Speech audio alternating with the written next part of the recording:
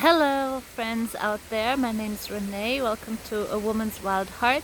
This is where I speak about mental health and I speak about motherhood, and I speak about all the things that can be really challenging around that, and a few tips that I've learned along the way. I studied social work, but most things that I've just learned by doing and doing them wrong. So I'm very happy to put my thoughts out here. I would love to hear what you think as well. In this video, I in particularly want to talk about the difference of the brain and the mind.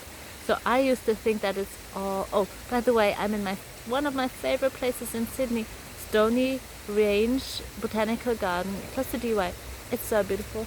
Because it rained, there's a little waterfall. And there's all these Australian birds, which are just so beautiful. That's where I'm talking today from. So yeah, mind and brain. So our brain is only an organ that stores information. It's really interesting. So it's just designed to store information, and then recall the information when needed. But our mind is different. Our mind is the creative part. Our mind is the one that thinks complex.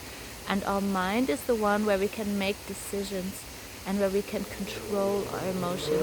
So our bodily experiences can be very sudden. So we can get upset really easy.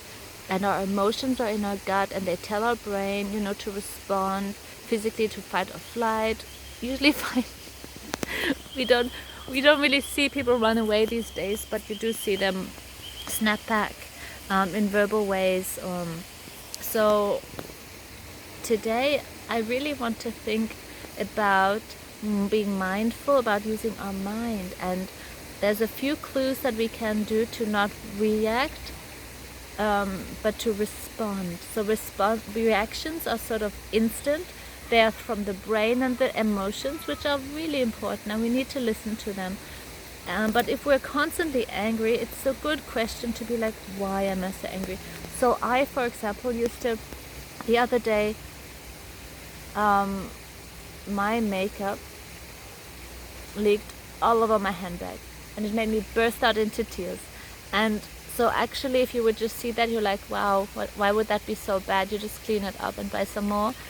But I was probably carrying grief from a few months of not having done a lot of exercise, not feeling understood by the people I was living with, or not getting ahead in my hobbies, or having a few parental challenges with my toddler.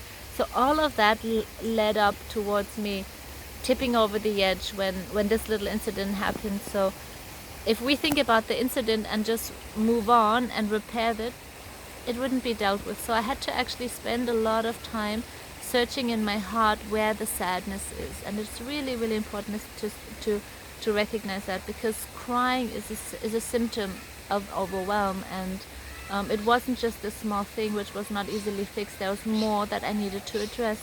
So I'm learning with my mind to search into my being. What is it that makes me so sad? And it was really good to find out that I was grieving a few things, grieving to not go to Germany this year. And I really needed to express that, and I did that more. So my mind helped me to make decisions and to be like, look, I am here in Australia. I'm not stuck. I will refuse to use that word. I will endeavor to say that I'm blessed to be in Australia. This is a beautiful country to be. There's not a lot of COVID around us.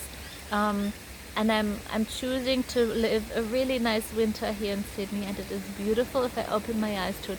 So my mind had that power, whereas my brain was more like, I don't want to be here, So my mind had the ability to create my surrounding, to change my perspective, and I want to talk about that in another video called reality bending. Sounds so cool. Sounds like an alchemy. So I'll talk about it in the next video. But here I just wanted to say that there's a difference between feeling and reacting, and your brain just firing out thoughts. It's different. And if we just listen to that, that's very impulsive. And I hate being impulsive, because I often regret the things I say and do when I'm impulsive. So I then go into a mindful state. That's even what the word says. Meditate with my mind and ask my mind questions. Why are you sad? Why are you stressed?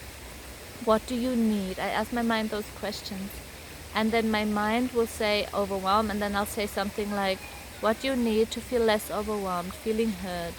Okay, so I'm expressing myself creatively in drawing, in writing. Sometimes I go in the forest and if there's not a lot of people around, I go, I find that very good. Maybe people think I've lost it, but for me that's really good because I'm actually letting out a sound which I haven't let out in a long time because I'm always friendly, always polite, keeping it all in, being all friendly.